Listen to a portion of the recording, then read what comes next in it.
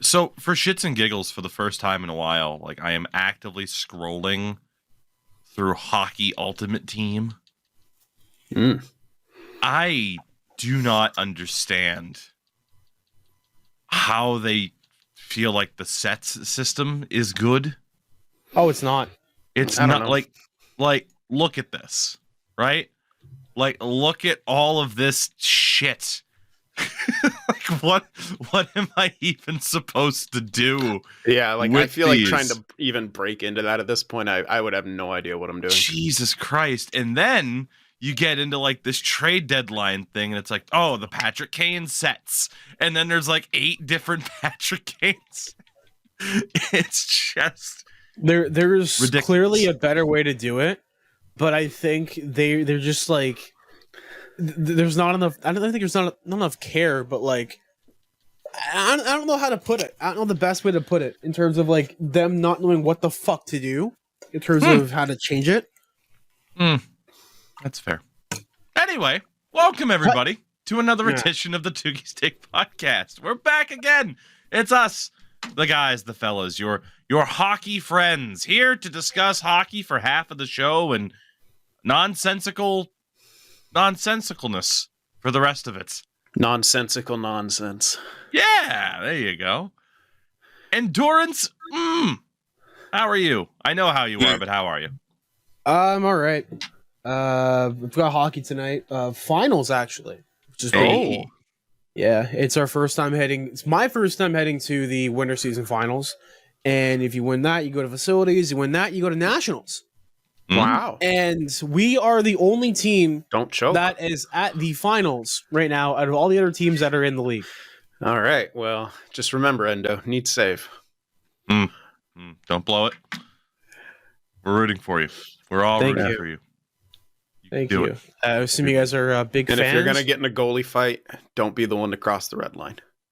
Okay, so a little bit of backstory about Oh, what's God. going on tonight. So there was a lot of not controversy, but in the first round robin game that we had, it wasn't round robin. It was like best of 2, kind of like how the Champions League has like their aggregate game. Mhm. So you had to win at least one and tie to move on. At the end of the first game, the team was like, you guys better hope to God Oh, we yeah, you win told next us the week. story. Yeah, I told you the story. So they didn't do fuck all. Because we literally kicked their ass. And then last week we won like 4-0. Good old goose egg on my part. It was probably I hate the gloat, but it was probably the easiest shutout that I've ever had. Like the team was good, but we were better. And we're actually playing a team that we have like a rivalry with, like a good relationship with.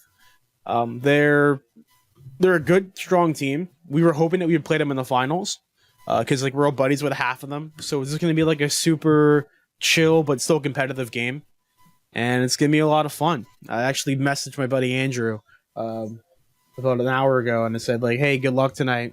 And because I'm playing against them, and it's gonna be a lot of fun. Sportsmanship. Yeah, like out of all the teams that we could have played, I think these were the guys we wanted to play the most.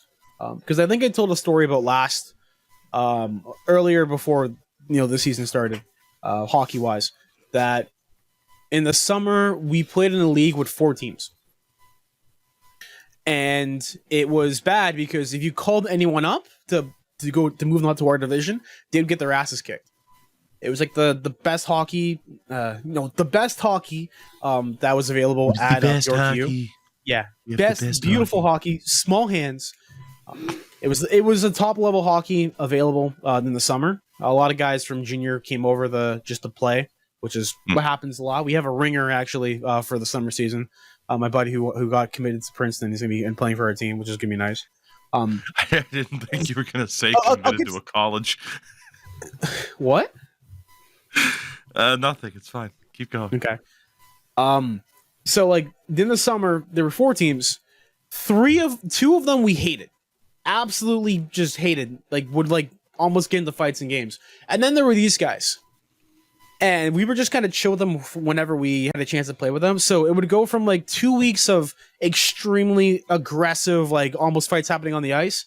And then the third game would always be, just laxy daisy kind of competitive hockey, but knowing like when to push the limits and whatnot. And then I go back to being super competitive, and that league folded, and then we all moved to Thursdays. And we're playing those same guys again. So it's gonna be a lot of fun. Sin, how are you? I'm doing just fine. Enjoying my franchise mode series that I've started up, and excited to talk some hockey here. And I'm doing okay.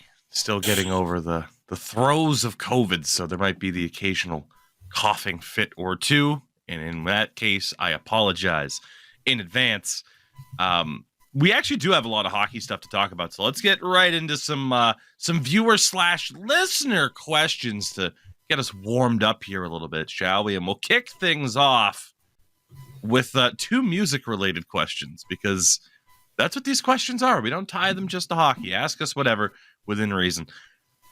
If you guys together made a band, what would be your inspiration for your music? So basically, if we were in a band, what would be our sound? If we were in a band, what genres would we go forth towards? Young Burrito mentions, I think you guys would make a great Creed cover band. No. Yes. Creed sucks. You sucks. I don't care. Creed is just objectively bad. No, Scott Stapp is objectively bad. Yeah, and therefore Creed is bad. They're not like... Yeah, like that's your front man. If you have a bad front man, you're not a great band. There's some that kind of, can get away from that, like having a not so great front man, but he's just a bad front man. So what would our sound be? Incubus. Incubus. I'm saying that's a good mix of I don't know. It's pretty chill, but it's got the heavy parts, and they got a DJ. So here's the thing, though. If we to spin off this question, right? Okay, so we're in a band, right? Endo, correct me if I'm wrong. You have experience playing. Oh, did you fucking play bass or drums? Which one was it? Oh, that's racist. I'm a guitar player. Not. Token, go in your basement. There's a bass guitar there. It's not, though, because I know you and Sin, one of which was like, oh yeah, I play bass, and the other's like, oh yeah, I mess around with the drums. And I don't remember who. I asked you first because I literally have an electric drum set that no one can see. But yeah, I am a drummer, and I'm a singer, and I songwriter. I play a little bit of guitar, but mostly singing and drumming. Endo. I can play Dinosaur Pileups' entire track list. That's like an alt rock band. Yeah. On guitar. Okay. I do know other shit too as well. I mean, we talked about this. I serenaded Polina with Foo Fighters. That's right. Yeah. So here's the situation. Endo would be on lead guitar. Sim would be on the drums and probably doing vocals as well, as if we were in Mastodon or something. I have no musical talent whatsoever. You're on the triangle, buddy. I know. I was gonna say the tambourine. You have no musical talent, like not a lick. None. Get on the cowbell. Wow. Absolutely none, man. And that's the thing. Like I'm not singing with this voice. Like that's all you. So. Yeah, I'll be the band manager. That's what I got going on. Yeah, learn how to scratch, and then we'll for sure be Incubus. Oh God! Well, so given those, and everyone's like, Endo's the DJ, right? It's like that's racist. No, that is racist. See, that's why I didn't say it. You could pull a Milli Vanilli and just lip sync the songs. Ooh, okay. That's a deep cut, isn't it? Yeah. Mm-hmm. Mm-hmm. That'd also be the alive one. God. So what would we be then if we have if we have Sin on drums, but also doing the vocals, that means we're good for about 3 songs tops before he's blown up and exhausted. Oh no, dude, I could do more than that. I've been in I was in a freaking progressive metal band, and one of the songs we did, the lead singer who played guitar also couldn't sustain all the high parts throughout the full set, so I would do the whole fucking song. I did the high lead parts, and he did the lower lead parts. It was basically, a lot of it was octaves, and I did that while playing progressive metal on drums. It was tough, but yeah, I can nail that shit. Okay, fair enough. I got at least 5 in me of doing lead vocals and drumming at the same time. And if it's like a fucking chill rock, like again, Incubus or something like that, I could do a whole hour set drumming and playing and singing. Just math rock. Just a math rock band. I'm not into that anymore. So for me, it just feels like, well, we might have to go the Beck route here. Just so that I can make random sounds on random objects. Oh my god, Yoko Ono cover band. We'll just be a noise band. Yeah. You're just in the, I mean, that works nowadays, just lo-fi noise band. You're just in the corner going, whoa.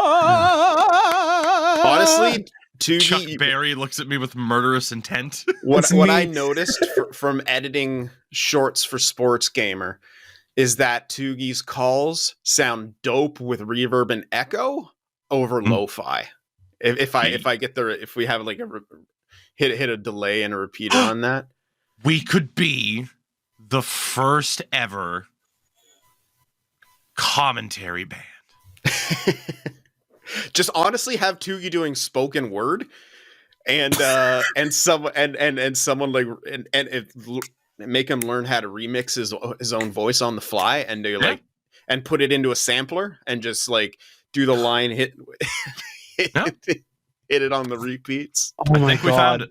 Yeah. I think we found hockey commentary cover band. Oh, not cover band. Hockey lo-fi. Commentary lo-fi spoken word ensemble. Not even a band, ensemble. Lo-fi Doc Emmerich. That That would be incredible. Catawampus. Shawinigan. Young lady from Shawinigan. That's another penalty, and I'm almost out of ink on this paper sheet. Holy hell. Well, there we go, everybody. We found our landing spot. Oh my god. Our band is called Waffle Board. Oh, Catawampus. Or Catawampus. Catawampus. But it's like pretentious geometrically. So it's like it's like CAT, like hyphen A hyphen Wampus. Some stupid like that. There we go. Our next question from the great Smuda.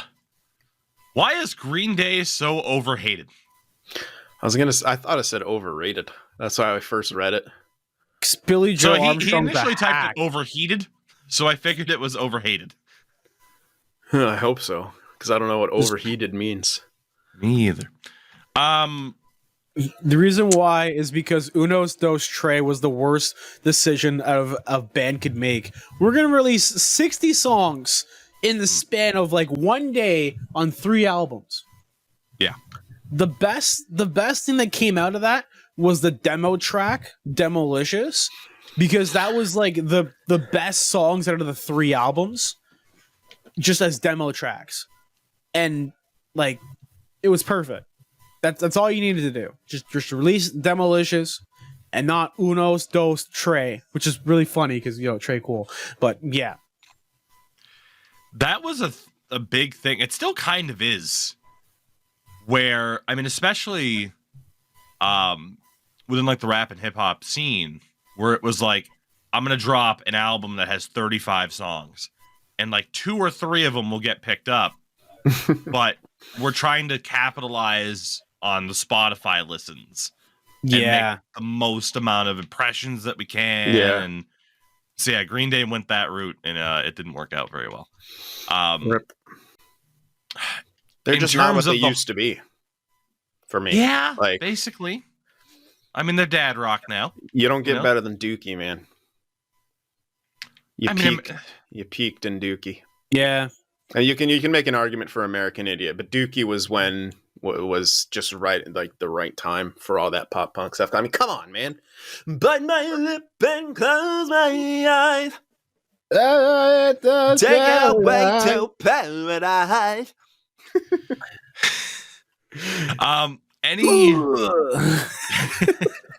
any heat they've gotten recently has been either due to swearing during performances, or because of their political stances, Which hasn't changed since fucking which hasn't whenever. changed at all. It's the same with Rage Against the Machine. People are like, now they're the machine. I'm like, no, buddy. They've been the exact same. Is Rage Against the Machine woke? Yeah. Like, yeah. They've been woke, motherfucker. They 30 literally years. say in a song that MLK and Malcolm X were fucking murdered by the government. They've been woke. That's what woke is. Yeah, apparently. I'm sorry you co-opted the phrase and want it to mean something else, but It's doesn't. because Serge speaks too fast for them to understand. They're Serge? still thinking We fucking. can't be mad at System of a Down because we don't understand them. They're still laughing at terracotta pie, banana, Oh, banana, we're on terracotta, banana, System of a Down terracotta, now. Okay. terracotta pie. Yeah. I get Endo's point. I do. Yeah. It's out of left field, but I get Endo's point. But yeah, that's kind of what it comes down to. Is nowadays there's no room for nuance. It's either Oh, man. something is the best thing ever or the worst thing ever, and Fucking great, dude. that's just what it is. And that leads us into our next question. Your most liked and most hated brands of pizza. Case in point, the question isn't, hey, what's an okay brand of pizza? It's what's the best and what's the worst. In AJ's opinion, Little Caesars is awful. Yeah. I don't. No offense to AJ, man. It depends. Give it 5 years and Little Caesars will be awful for you. Yeah, fair enough. That $5, I don't even know if they can't be $5 anymore. I was gonna say, no. Endo, did you not get Little Caesars this week in a controversial? I got pizza. Oh, it was And pizza. everyone's like, "Oh, pizza is trash." I'm like, dude, I had $5. Oh, I thought that was Little Caesars because that's their slogan. Pizza. Right. I was having a very bad fucking day. Oh, And I I'm can like, tell. shit, I forgot to eat. I'm like, what's open right now? Because my I fridge is have fucking never empty. had that problem, by the way. When I forget to eat, it's usually because I'm fucking like geeked out on some game. Like yesterday, dude, I didn't actually eat my first meal until after the first time we played FIFA. Jesus Christ. Oh, Yeah. So Anyway, yeah. Endo, continue. No, I got pizza. Little Caesars isn't necessarily bad, but it's not good. It is like if you have like $5 to $8 and you need something to eat, Little Caesars. They have Yeah. these like new little like pizza pop things, whatever the fuck that everyone's been talking about. Where like it's like a small little. It's like I think I'm gonna call it like a mini deep dish pizza. Or a little like pizza bite kind of thing. Like it's apparently been blowing up on social media because of how good it is. I haven't tried it yet, but I've heard of it. And apparently it's really good. yeah. For me, honestly, I think I won't say Little Caesars as my most hated just because they got me through times when I was like 18, 19. Like that's, you just get a full pizza, you just dunk hot sauce on it, and then it's amazing. Especially when you're stoned. But I will actually say I think the worst fucking brand of pizza out there is Domino's. Domino's is absolute ass. And if we're talking about branded pizza, I can't say the pizza place right down the street, which has because that let's be honest, the best pizza is always a mom and pop shop, a small business. They always have the best pizza because they usually source the best, freshest local ingredients. But if I had to choose like a best branded pizza, honestly, it'd probably Round Table. Especially with their stuffed crust. Ooh. Sometimes I don't eat the crust, but if you put fucking cheese in that crust, I'm eating all that crust. So yeah, those would be my two. We've had this conversation before. I've actually never had Papa John's, by the way. Me Proud neither. to say. I've Proud never to had Papa say. John's either. My elementary school ruined stuffed crust pizza for me up until the past 3 years. They tried an elementary school pizza, like the pizza in a tin fucking thing. So, oh no, the stuffed crust pizza at my elementary school was like the crust portion was like soggy, basically. Yeah, it was like a soggy, fake cheese, disgusting mess. Ugh. Like it ruined the whole concept of stuffed crust for me for a very, very long time. So I don't have much of an opinion on stuffed crust pizza because there isn't too much experience there. Yeah. God, so I have to be honest. Like I'm with Sin in terms of it's the mom and pop shop type of thing. Yeah. Right. You know, even if it was like, so it's like, I got to be honest, like, I don't mind Domino's because it's like, it is what it is. You know, if I'm getting Domino's, I'm like, all right, I know what it is. It's fine. Yeah. Same thing with like a Pizza Hut or something like that. But yeah, more often than not, I don't go with a chain. Yeah. And we've talked about this numerous times. It's very infrequent that I end up actually getting pizza from somewhere other than my in-laws' house. Every Friday, baby. Lucky. That's right. Almost every Friday. There are some Fridays where it's like, we can hold off. But yeah, I am accustomed now. Parmesan instead.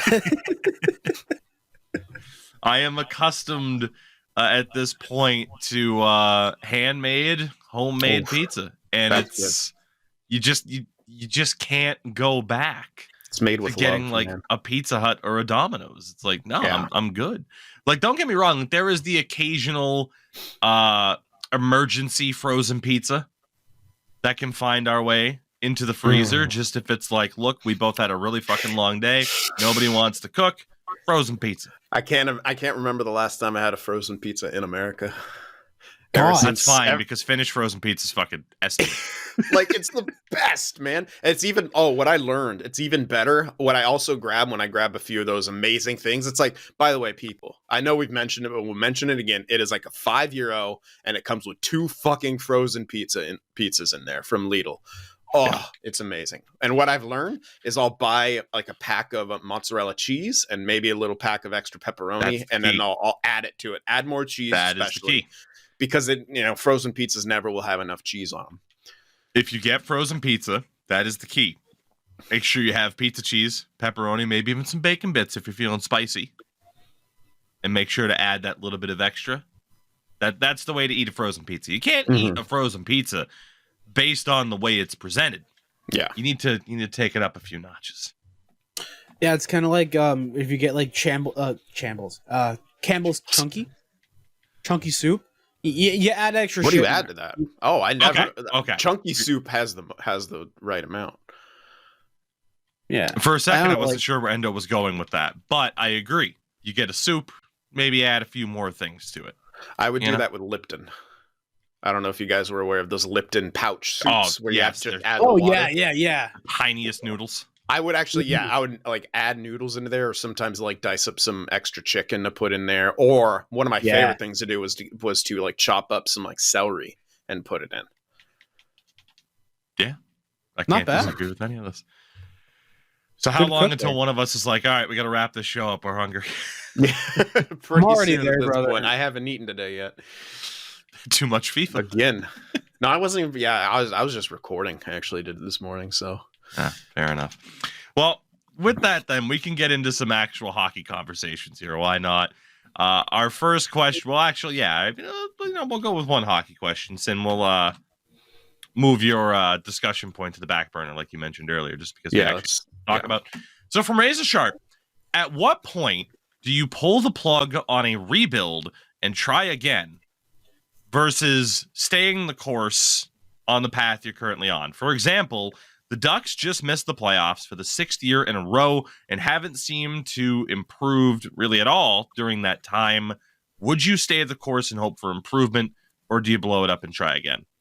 You don't blow it up and try again, but you start trading.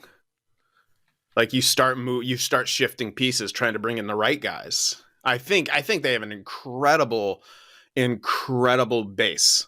McTavish, Zegras, now Leo Carlson. They did trade Drysdale for Gauthier, but they have, Minchikov, who's looked quite good. I think they're getting to the point of having too many of similar type of players, and you can start trading pieces for other pieces that you need. And I think that's their next step. They missed the playoffs for the 6th year in a row, but can you say that they started their rebuild on that, that immediate year that they missed the playoffs? Not really. So I would say they're like 4 or 5 years into the rebuild. And they're to the point now where they've drafted pretty good. They're going to have yet another great pick. And so after this is when you start to look as a team and an organization of like, okay, we don't have to blow it up and start over, because that's just bad business. What you try to do is try to trade the pieces. Everyone's looking for young talent. Everyone's looking to replenish their prospect pool constantly. That's always something that teams need, unless you're Vegas. So yeah, if you're Anaheim, I think that's your next step. Is you don't just pull the plug and start over. Don't Buffalo it. Don't Chicago it, because that was the most obvious ploy to get Bedard. And I still think that they're way, way behind schedule by trading Doc and DeBrincat and stuff like that.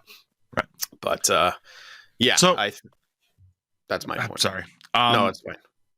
I was looking at the Ducks seasons, right? The last time they made the playoffs was 2017-18. They got swept by the Sharks in the first round.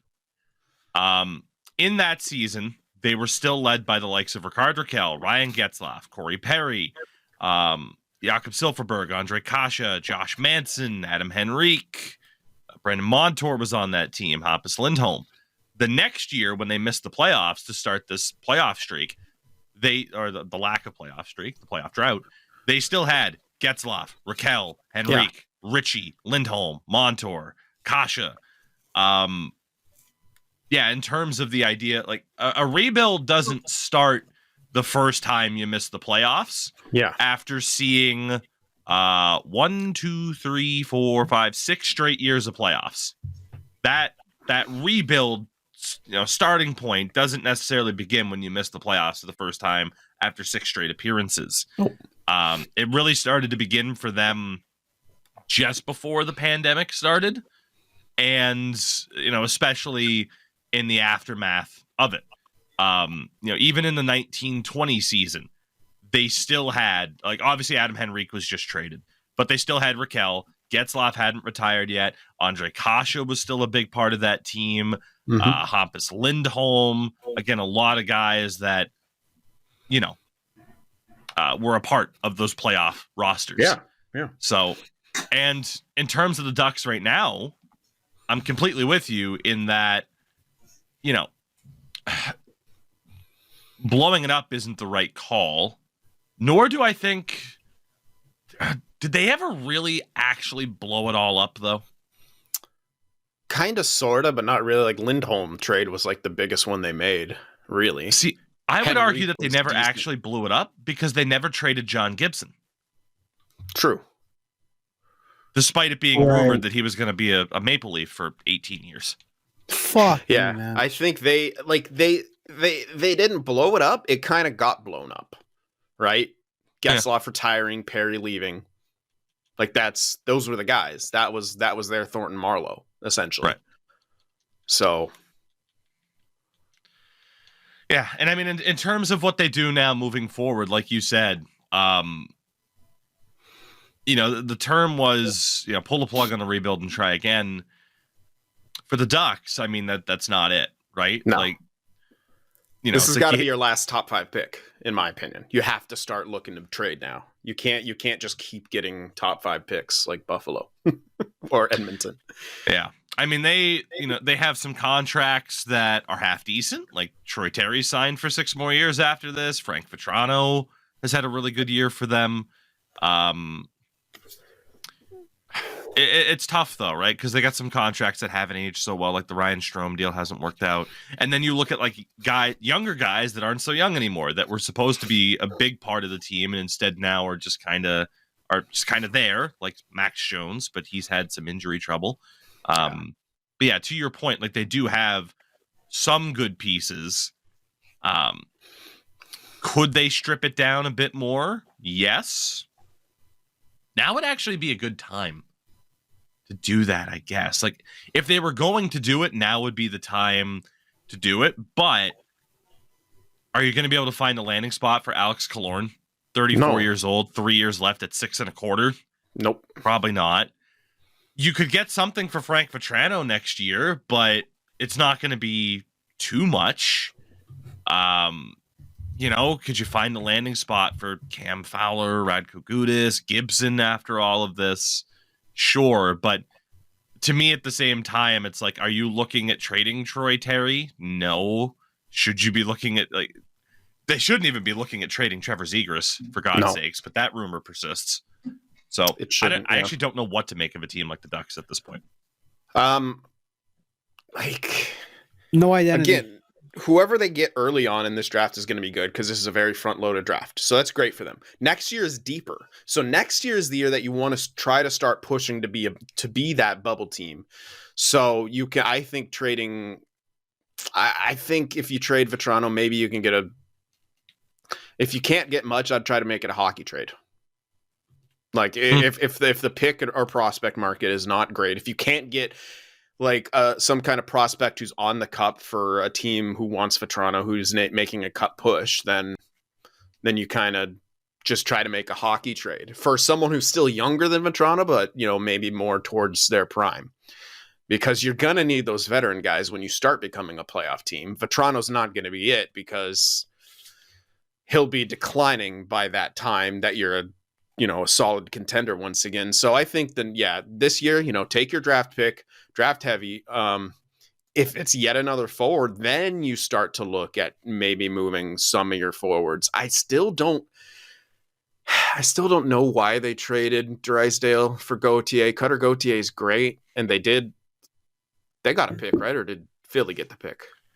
The full details of that trade, which again, it's still weird to think that happened, honestly. I know. Full details of the trade from January 8th was Cutter Gauthier to Anaheim, to Philly, Jamie Drysdale, and a 2025 second round pick. Yeah. I still don't really like that. Gauthier better be the fucking real deal. If you can't get a defenseman where you draft, or you would have to go way back. I mean, they could always trade down and grab some other stuff, but I don't know. I would take best player available, and then come next year, reassess where you are. If a Zegras trade makes sense, do it. I don't think it does. But yeah, start trying to make your push. Look to free agency for the defensive help. And if you're not improving still, then you have to trade one of those young guys. I wouldn't start trading some of the guys that they drafted, like the McTavishes, the Zegrases, anyone like that, until the year after next to fill out your roster. I still think that it's too early for them to make any major moves with their supposed new core until it's very clear again that they're floundering. Because right now, I don't think they're floundering. Yeah, we thought they'd be better. But, once again, they had injury trouble and stuff like that. I'm pretty sure McTavish missed some time. Zegras missed some time. Maybe even Carlson did. And again, Drysdale has been struggling with his injuries as well. And yeah, so I don't think the Ducks are as far along as people think they are. I think they're lining them up with the Kings a bit too much. And the Kings were they didn't quite do a rebuild. They did because they were committed to Kopitar and Doughty. You couldn't really. So they did a quick replenish, retool, rebuild on the fly, so to speak. Right. I mean, Endo mentioned it too, briefly, the whole idea of no identity. I mean, that's a thing that affects most teams, not even just like the bad teams. Yeah. That affects a lot of playoff teams. Yeah, what's Toronto's identity? Living in the moment. That's their identity. Yeah. There What's you go. Winnipeg's identity? I don't think they have one, even though they're a good team. Hellebuck. Man, Yeah, their identity is Yeah. Hellebuck.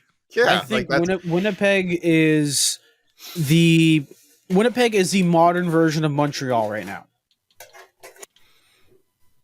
Elaborate. In the sense of they have a goalie who is red hot and is arguably the best goaltender in the league, and they are wasting his potential. I would say this year Winnipeg isn't quite wasting it. Not as bad as Montreal was. I would agree with that. Yeah. Like I don't think Winnipeg expected to have a decent season this year after what happened last year, and then certainties with players signing in the offseason and all that, and having contracts through, and getting rid of Dubois and having that trade go through, which is paid off in fucking spades. Yeah, but I would say they did consider it because they just re-signed Scheifele and Hellebuck. So I think they hoped that they would do good. Maybe not as good as they have been, but they fell off a little bit. Like they weren't it's not that they weren't expecting the Jets are in first in the Central right now. Oh, are they? Okay, I thought it was still Dallas. Yeah, okay. so the Central right now is Winnipeg 93 points in 68 games, Colorado 93 points in 69 games, and Dallas 93 points in 70 games. Okay, yeah. So it's super close. So yeah. Anyway, an interesting question. Yeah. In terms of some of the other bigger talking points, there's quite a few. Where the hell do we want to go with this? Does anything stand out to either of you? Of like, let's start there. Ovi. So we talked about this a lot, obviously, over the last couple of years. Alexander Ovechkin is now 50 goals away from tying Wayne Gretzky, if I'm not mistaken, and then 51 away from surpassing him. He was looking hooked, to say the least. He's still not quite playing like you expect Ovechkin to play, but he has 23 goals in 65 games this season. He has 5 goals over his last 3 games. If he plays to this level, not obviously prime Ovechkin, how could it be? He's 38 years old. But if he plays to this level, hangs on for another couple of seasons, he's going to do it. Whether or not someone's happy or not to see him do it based off of political opinions and whatnot, that's an entirely different conversation. But he also joined Gordie Howe and Brendan Shanahan as the only players in NHL history to score 20 or more goals in 19 or more consecutive seasons. I did not expect to see Brendan Shanahan on that list. I have a little bit of trivia for you guys. I hope you don't have his stats up. I do not. Okay, good. How many 50 goal seasons does Alexander Ovechkin have in his career?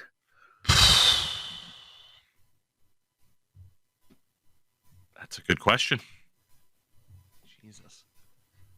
Because he's never really got a lot. been.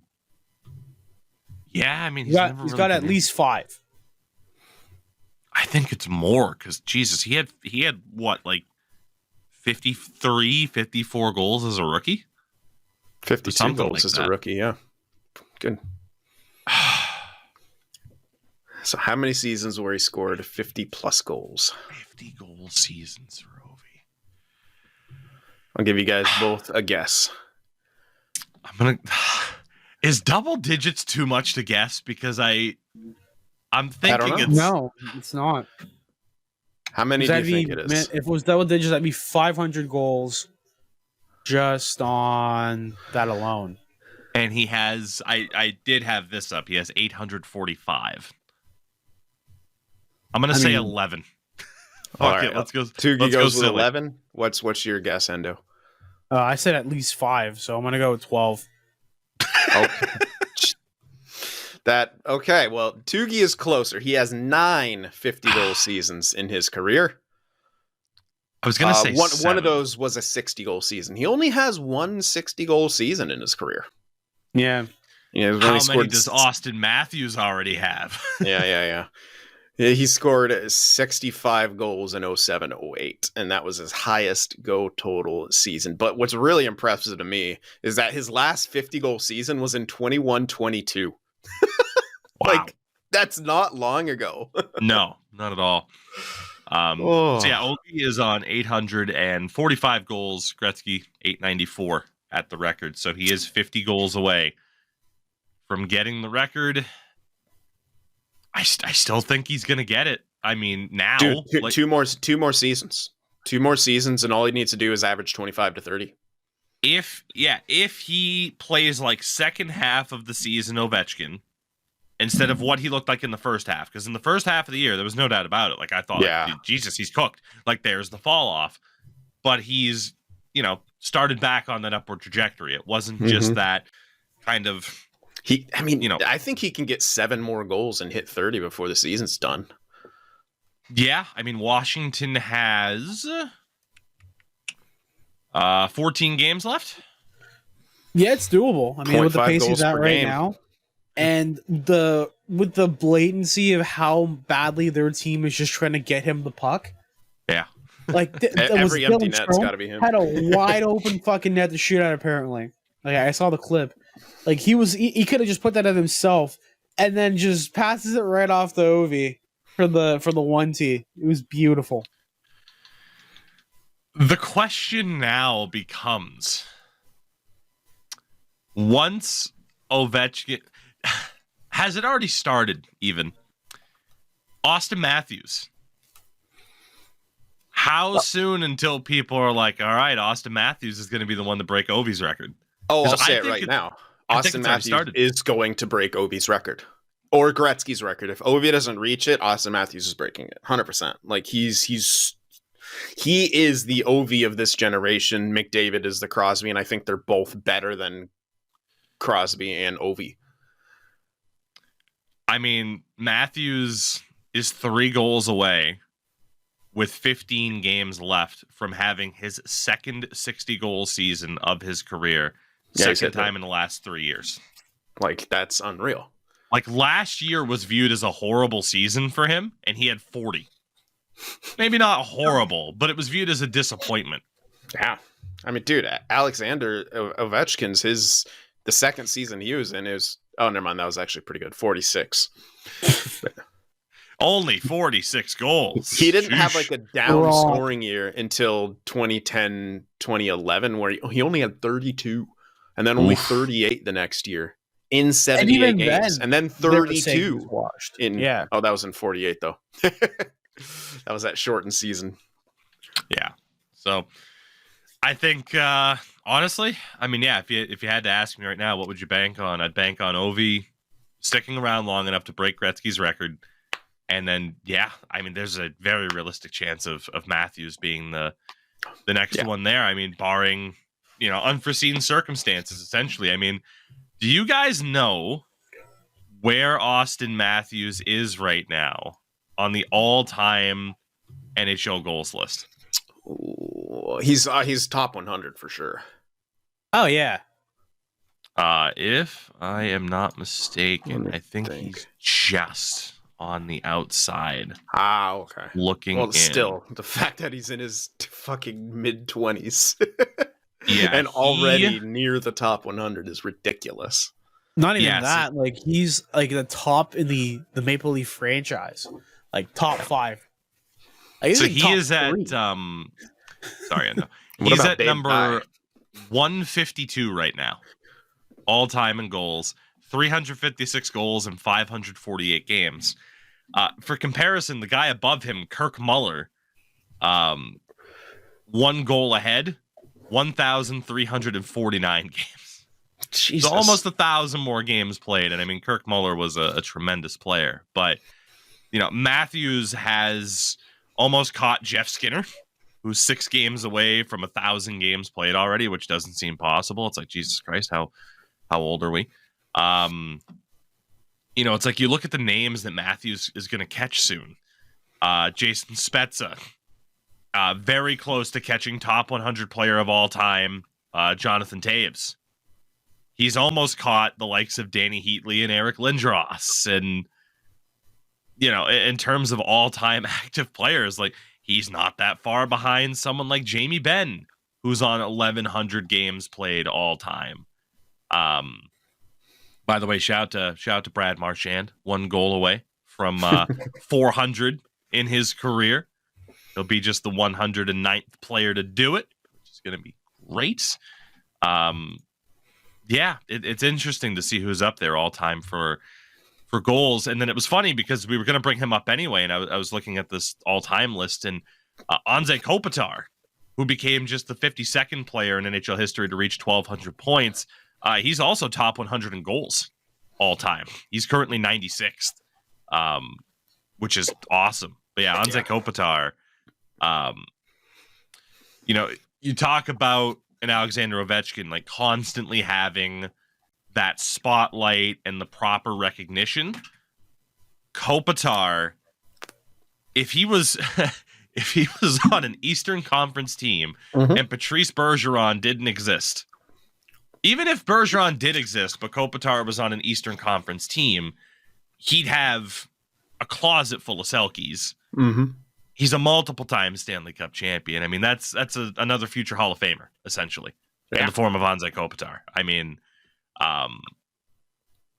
quietly one of my favorite players of all time, but I mean, that really shouldn't be a surprise. I mean, based off of play style and everything like that, like there's that appreciation. I mean, again, the Bergeron comparison's always going to be there. And I mean, statistically, if you talk about the point production, Bergeron finished his career on 1,040 points. I mean, Kopitar, more games played at this point, but Kopitar had him beat on point total as well. And you could get into line mates, team styles, stuff like that, but Anze Kopitar is the man. Yes, he is. And I would have appreciated him a lot more if he wasn't always breaking my heart. But ain't that a bitch how that works? But yeah, there's a huge East Coast bias, as you alluded to, and anyone who says otherwise is kidding themselves. The only reason McDavid gets the coverage he does is because Canada and because he's fucking McDavid. But he still doesn't get as much as Matthews, Nylander, or Marner. All right, well, at least Matthews. Right. And that's why there's this delusion that Matthews is as good as McDavid. That's simply not true. It is the comparing Crosby to Ovi. Crosby is simply the better player. Ovi will always be the better goal scorer. But Crosby is the better player because he does a hell of a lot more. And he has a Richard under his belt too. He can score.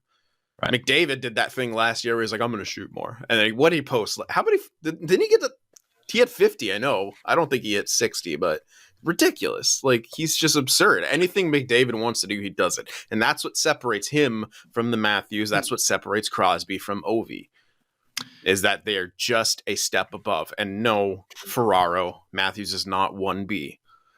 Is McDavid above all else. Last season, Connor McDavid had 64 goals and 89 assists. Yeah. Like, come on. This year, though, he only has 26 goals. How many But assists, he does have though?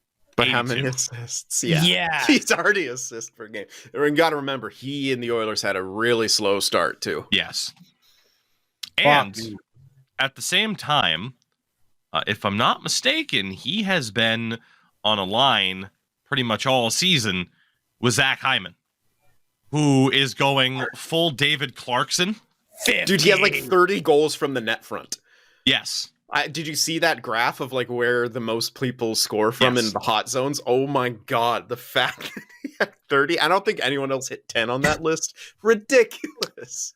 He is going full Clarkson. Like back in the day on the Devils, like what helped David Clarkson get that big time contract from Toronto, didn't age well, but was the fact that he was on a line with Kovalchuk. And Kovalchuk, whatever opportunity he didn't directly score on, Clarkson was right there to tap it in or deflect it home. David Clarkson had a 30-goal season in 2011-2012, which for over a decade ago, a 30-goal season was still something special. Like I saw Pete Blackburn on Twitter yesterday mention, like, man, back in the day, 40 goals meant you were a god, and nowadays it's like only 40 goals. Literally Austin Matthews last season, right? Zach Hyman this year. Do you guys know how many goals Zach Hyman has? Oh, man. I know last time I checked it was absurd. I'm going to say 47. 48. Fuck 40, you. 46. Oh, I am so steals. good. I'm the In best. terms of the top goal scorers in the league right now, it is Austin Matthews with 57, Sam Reinhart on the Florida Panthers with 48, and then Zach Hyman with 46. Hyman has 2 more goals than David Pastrnak in 5 less games. Wow. Also has 4 more goals than Nathan McKinnon. Get good, scrubs. Right? Like, Zach Hyman has just been the beneficiary. Like, on that particular line, McDavid hasn't needed to score 60 goals. Like, I'd say even quietly, Evander Kane, 21 goals this year for Evander Kane. It's because, at least right now, he's playing with Connor McDavid. That's just what's going to happen. I mean, Evander Kane, for as cooked as he's looked at times, you play him with Connor McDavid, he's still going to find ways to score goals with the talent he's displayed in the past. McKinnon turned Maroon into a near 30-goal guy. Like, come on. God. And yeah, Evander Kane scored 30 goals in his career once upon a time. A couple of times, actually. So there you go.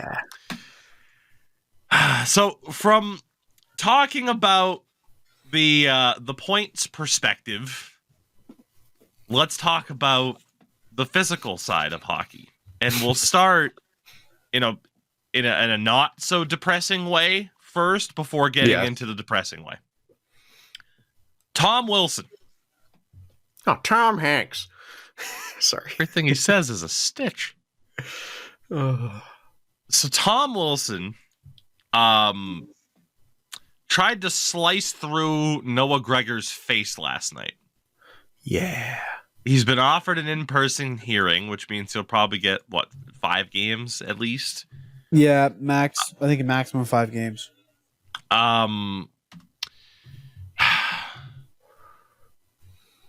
Yeah. So this particular play, I feel like everyone's seen. I made fun of it in that it kind of reminded me of Jacob Trouba swatting a Bruin in the face, and it's like, they didn't mean to do it. It's like, he kind of meant to do it. So sarcastically, you look at this play, and it's like, Tom Wilson didn't mean to do it, as he fucking just uppercuts Noah Gregor in the face. I don't think Tom Wilson's gonna get the benefit of the doubt. And actually, from Chris Johnston, Tom Wilson's been offered an in-person hearing, which means he can be suspended for 6 or more games. Okay. So that is a costly decision from Tom Wilson, given that the Washington Capitals have made a really strong push as of late, 6 wins in their last 10 games for that second wildcard spot. They currently have a game in hand on Detroit and are only 1 point back. To lose Tom Wilson in this situation, not great. Especially for a guy that a lot of people have labeled as their likely captain once Ovi's gone, because Tom Wilson's under contract until 2031. 32 points in 66 games. Right, he just signed that contract too, right? Yes. Yeah. Yeah, he is making actually that extension hasn't even kicked in yet. He's on the last year of his deal at $5.1 million. So next year starts the 7-year deal at 6.5. Woof. That's a good deal. That's a good team-friendly deal. If he's on the ice. which he's not going to be for 6 or more games because I don't see. Well, I want to say I don't see a scenario in which he doesn't get the book thrown at him. Morgan Riley got 5 with an in-person hearing, so it's not a guarantee it'll be 6+. Yeah, and I mean, I attached this little point towards the bottom of the next section, but George Parros was asked by TSN in regards to the criticism that he's faced as the head of the Department of Player Safety. The quote coming out of it was, "I take more beatings now than I ever did on the ice." Ha ha ha ha ha ha ha. Cued to him face down after fighting. Who was it? Commissaric. I think it was Colton Orr. Yeah, whatever. It's literally the same bruiser, whatever. It's literally the Larry David meme of just like funny. Yeah. He's a funny guy. He's also very shit at his job compared to but what he his went job to was being an enforcer. Princeton. He did. He's a smart guy, allegedly. A college education means you're a smart person. Always. George Bush, George Parros. There is all never the Georges. All the Georges who went to Ivy League schools. George. Oh, goodness. I don't know what can really be said about this other than it's Tom Wilson, a player with the history, doing a very Tom Wilson thing. Yeah, like there was contact, like he and Gregor collide alongside the boards. Wilson hits him, and I don't think he intended to hit him in the face. I think he intended to get him up high, and holy hell did he get him up high, and that needs to be a big time suspension. It's just like for me, like the conversation is less about the Tom Wilson play itself, but then it always just kind of lends towards the discussion of like, well, DOPS, who the fuck knows? Spin the wheel. And that's kind of the continued issue there. But yeah, that's the problem I have with Parros' statement. It's just so tone deaf. Like, just makes a joke when there is legitimate concern for player safety and legitimate criticism over things or how they're handled. And his response is just like, fucking, no one's going to take this job away from me. Like, I have blackmail in Gary Bettman because he probably does. Like, he probably has the job because this stuff him slamming his face on the ice and like threatened legal action and threatened to go public and was given a job to shut the fuck up and join the boys club. That's my tinfoil hat, and I'm sticking to it. That's what it kind of feels like, right? And I mean, I think the reason why it feels that way is because we know what the NHL stance happens to be. It brings us to the most difficult part of this deal. But I mean, again, it's a hockey podcast, and hockey's not inherently positive, unfortunately. I fucking wish it was. We saw 2 passings this week of former NHLers from suicide. In the case of former NHLer Konstantin Koltsov, this was a guy who wasn't necessarily a fighter, a goon. Hockey Fights has him listed with 2 career fights. One in the 2002-2003 season in the AHL, and then one in 2014-15. That's not to say, and we don't know, that's not to say essentially that there couldn't have been mental health issues as an effect of playing professional hockey, because we know that's an inherent risk. In the other instance, the passing of Chris Simon, whose family not only confirmed the suicide, but they released a statement through his agent, Paul Theophanis, and if I'm mispronouncing that, I apologize, but he gave a statement to ESPN's Kevin Weeks, quote, "The family strongly believes and witnessed firsthand that Chris struggled immensely from CTE, which unfortunately resulted in his death." Just last week, we talked about Matt Rempe. Mm-hmm. and the NHL's kind of back and forth approach to how they try to handle things, right? Like a response on Reddit kind of summed up my whole diatribe last week. All these enforcers are dying at an alarming rate. Holy shit, check out this Rempe kid.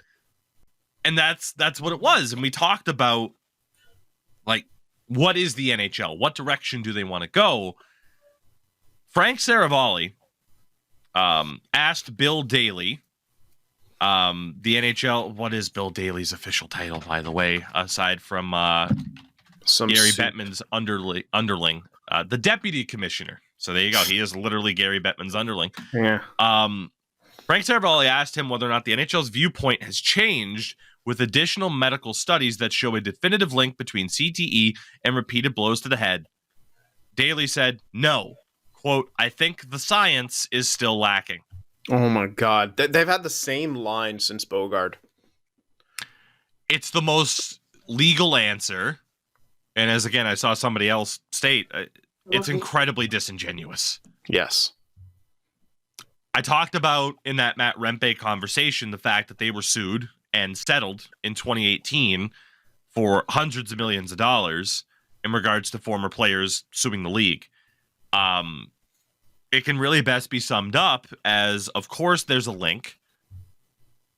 They can't deny that there's a link because of the rule changes that they've made, the stance they've tried to take on headshots and shit like that. But they can't admit the link because it would open them up to further potential litigation, which is what they want to avoid. Mm-hmm. So they're still essentially trying to have their cake and eat it too. Yep. Which we talked about last week. Like, I can't reference that segment enough. It's the idea of we want to promote the physicality and the toughness of the sport, but we also don't want to be on the hook for the consequences that these players are going to face from those actions. Yep. And at the end of the day, you could say there is personal responsibility on the players. And yes, there is.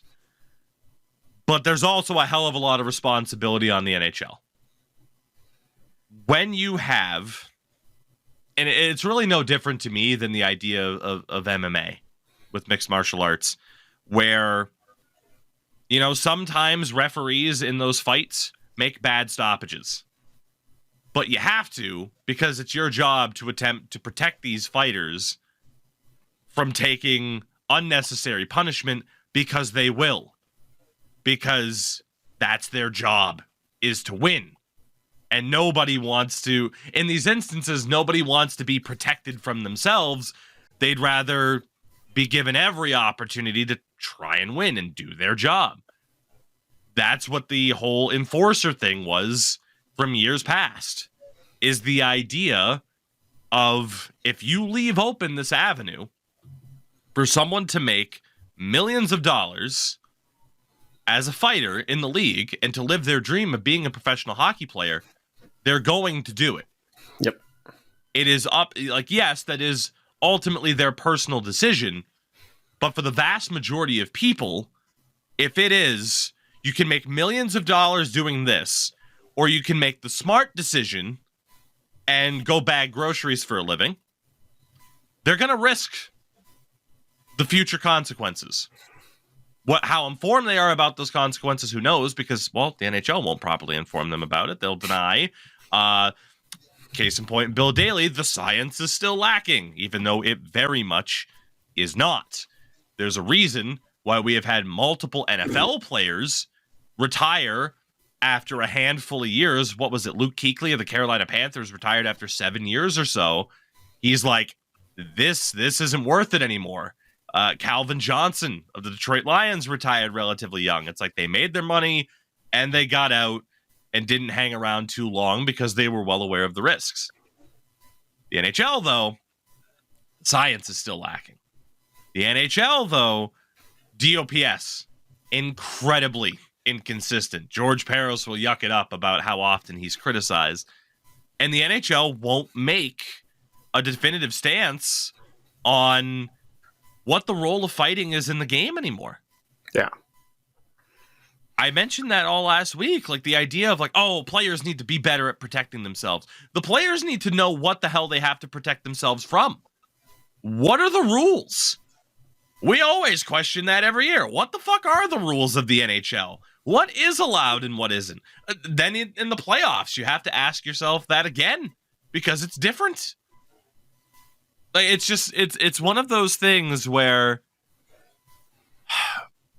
you would hope that lessons would be properly learned from the Derek Bogards, the Wade Belocks, the Rick Rippons, now Chris Simons added to that list, and there's a lot more. But it doesn't feel like the NHL has any desire to learn that lesson because at the end of the day, call me a woke liberal snowflake, but it's all about the capitalism of the sport. It's about the money. It's about the brand. Fuck the players who are just cogs in the machine. We'll take these guys up. Well, you're used up. Get the fuck out. New guy, make us money. Yep. That's what it is. Like, and you could argue that that's what everything is. It doesn't matter if it's fucking Amazon, the NHL, whatever the fuck. It just sucks though to be able to watch such an entertaining on-ice product, which we've talked about, the on-ice product of the NHL. The skill level, in a general sense, has never been higher. But to still know that the league doesn't give a single solitary fuck about these guys while they're playing, but especially after. Yep. I don't know what more to add. No, I mean, you hit the nail on the head. It's, it's this, the trifecta of Peros, Bettman, and for me, Colin Campbell is just everything that's wrong with the fucking game and why it's not going to be fixed as long as these guys are there. I mean, obviously you can add Bill Daly, but he's just a Bettman mouthpiece. Let's be honest. It's just, okay, I've said this and it's your turn. Like, that's all it is. So lumping Peros in there because he's head of the goddamn DOPS, which is what wasn't Shanahan at one point head of the DOPS? Yep. Yes. A guy who was involved in a fucking blood feud. Like, who are these DOPS guys? If they were serious about player safety, it would be like Paul Correa. Yep. Like someone who actually, suffered from one of these things and wasn't a fighter, didn't make his money doing that, was a true student of the game. Yeah. And I'm not saying Shanahan wasn't a student of the game, but again, played in a time where he was a god, he fought. He wasn't afraid of that shit. No one, you kind of had to back in the day. Like, there's no way you could get away from fights. In the 90s and 2000s, like, if you played and didn't have a career fight or like multiple, I don't think that ever happened. Like, it just simply the exception was Gretzky because he was far too valuable. Yeah. To risk in a fight. I'm tallying it up right now. Brendan Shanahan, unless I've mistyped, had 97 career fights. Even a guy like that is going to have a certain opinion on fighting. And it's not likely to be a negative one. It's going to be one where it's like, oh, well, yeah, the game and you gotta do it's going to be one of those fucking old boys, old time hockey opinions on the role of fighting in the game, as opposed to someone like you said, a Paul Correa, who is still arguably the most famous example of a high skill player whose career was totally jeopardized by the fucking nature of the game at the time and him getting fucking run over with an illegal check by Scott Stevens, which a lot of people, like, literally, you can look up Scott Stevens, Google him, hit the video section. The first thing that pops up is a YouTube video from the NHL's official account. Scott Stevens was a feared, big-hitting defenseman. Fuck the fact that he almost fucking decapitated Paul Correa. It's fine. Don't worry about it. Because that was the role of it. And of course, now quietly, they'll be like, yeah, we probably shouldn't let Scott Stevens style hits happen anymore. We probably shouldn't. But they'll still try to have their cake and eat it too by celebrating him. Yep. Exactly. And I'm not saying it's even necessarily a negative viewpoint for Scott Stevens. He was just doing his fucking job and what the state of the league was at the time. But the point is, the NHL would love for the league to still be that. But they can't make it that obvious. They have to try and show some sort of like, we're trying to make it safer for players, we promise. I really do wish I could just be one of those people where it's just turn my brain off, enjoy it for what it is, pretend these aren't, essentially to have no empathy. Yeah. I wish I could pretend that Noah Gregor wasn't a real human being and to just be like, did you see Tom Wilson hit him in the fucking face? That was insane. I wish I could do that. I wish I could turn my brain off and just be like, look at this 21-year-old kid, Matt Rempe, fucking fighting every goddamn night. He took on this guy and then got shit kicked out of him by Nick Delorier, but the balls on the kid. And then he fought Ryan Reeves, the sack on this guy. I wish I could be one of those types, but I'm a empathetic, woke, liberal cuck. Snowflake. I forgot to add that too. And I've mentioned it. Like, I love the physicality of the NHL. I do. But like, I'm not someone who's like, oh yes, I want the NHL to be no contact, no fighting. Like, no, I want the physicality of it. Like, Jesus, like, you know, even in like the PWHL, where there's been more physicality, like, it's been awesome. It's been a really fun on ice product to watch this year. Shout out to Toronto that has 11 straight wins. They're probably going to win the whole damn thing. Yeah. We'll talk more about the PWHL as their season continues to wind down. I mean, Jesus Christ as well. They're going to break their attendance record again in Montreal, if I'm not mistaken. Like, it's sold out. The Bell Center sold out in like an hour. If I'm not mistaken, I think that's Friday's game. Friday, April 19th against New York. I think that was the date. And they got to break it again by going to Scotiabank. Yeah. Anyway, like, it's all so frustrating, right? Yep. I've talked about this before in terms of like the history of this show. When Deej and I started this podcast, it was almost like a more innocent time. And then right around the time that he left the show, because he and I were having disagreements on how to kind of frame the show. He was someone who was like, no, let's try to take the nothing but positive approach.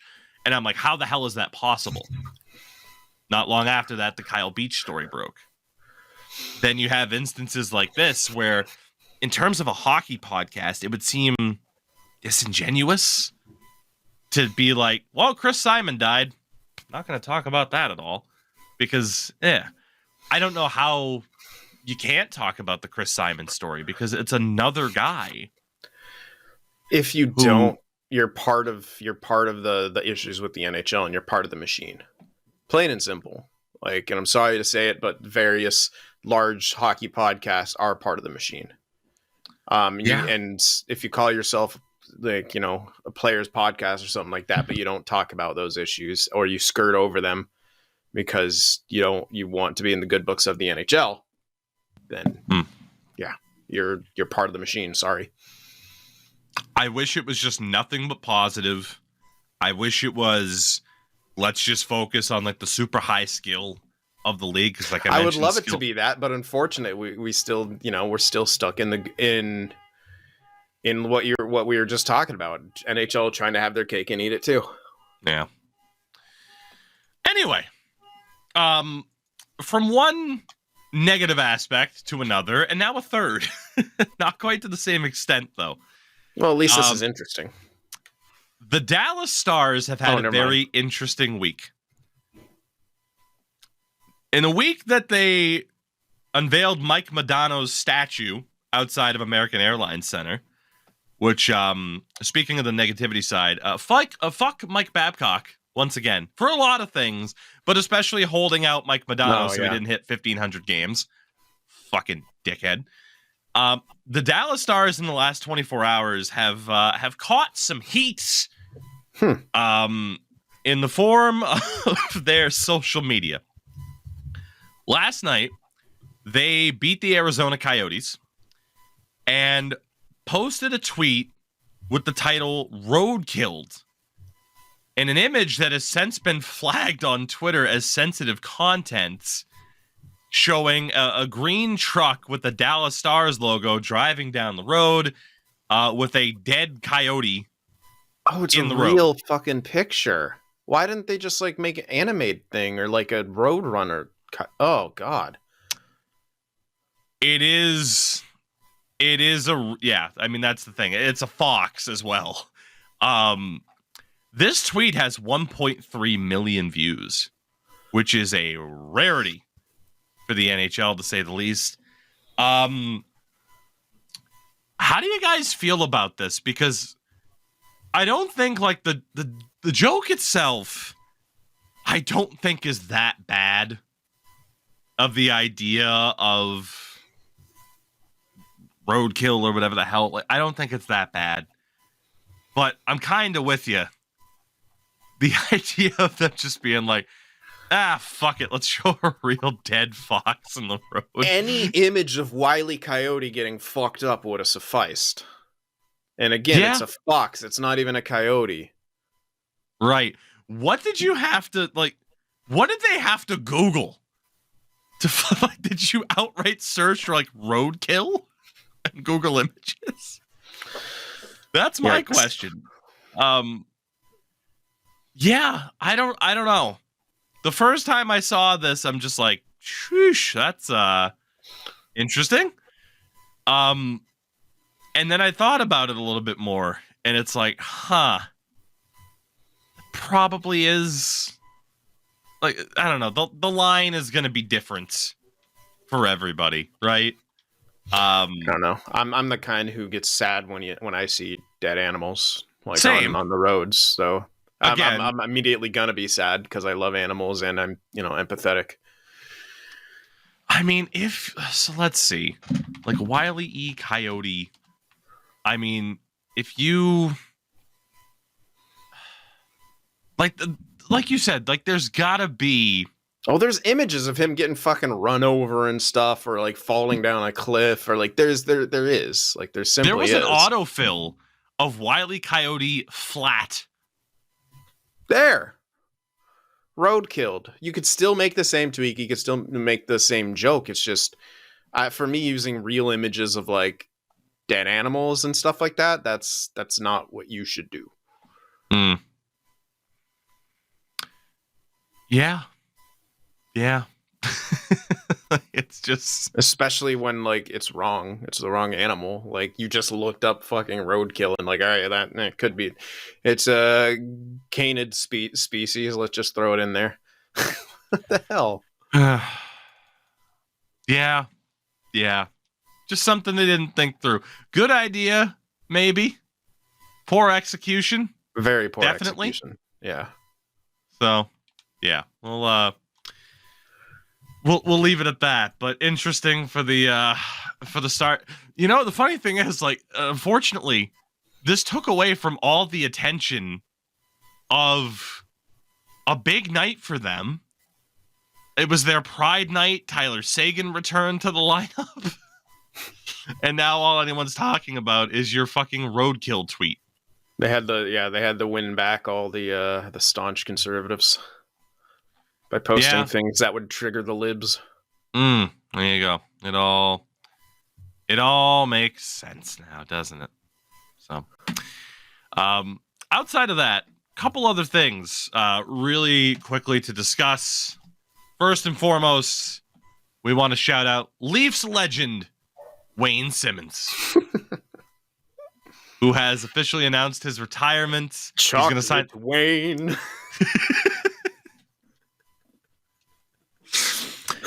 So, for those who don't understand that inside joke, NHL 2K10, for whatever reason, Wayne Simmons decided to be a white guy. Uh,